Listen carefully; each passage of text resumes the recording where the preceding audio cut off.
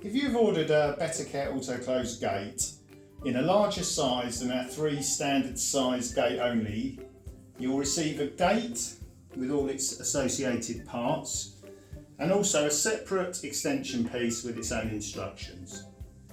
To fit the extension piece, first of all we have to remove the 2 spindle holders from the gate.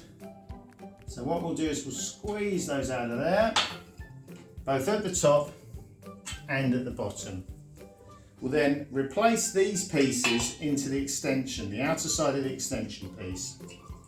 That will go on that side, and with the round piece at the top, that will go into the bottom. We then simply slot the extension piece into the gate, and you'll notice that there's a thinner profile at the top and a larger profile at the bottom. We can then follow the instructions for fitting the gate in exactly the same way to ensure that the gate with extension piece is completely secure.